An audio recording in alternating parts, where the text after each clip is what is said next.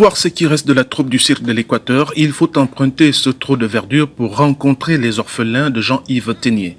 Le cirque survivra-t-il à la mort en mars dernier de son fondateur missionnaire catholique? Pas si sûr, les acrobates manquent désormais de tout ou presque. On a besoin du matériel de scène qui nous fait défaut.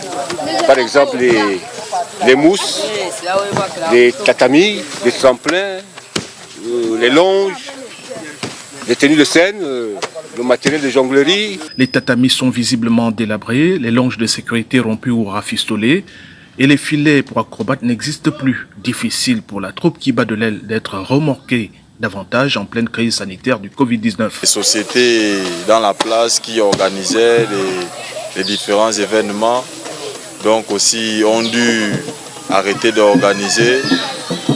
Et ça fait qu'on a du mal maintenant à participer à beaucoup de spectacles. Malgré sa lutte pour la survie, la troupe du cirque de l'Équateur honore néanmoins encore à quelques rendez-vous internationaux. Nous avons quelques artistes qui reviennent qui sont allés participer à un festival international en Côte d'Ivoire.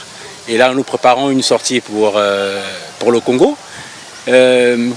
Les sorties à l'international que nous regrettons par contre, ce sont les contrats. La troupe professionnelle du cirque de l'Équateur a représenté plusieurs fois le Gabon dans les plus grands festivals internationaux, mais n'ayant plus les moyens de soutenir son chronogramme d'activité, elle court fatalement vers sa perte.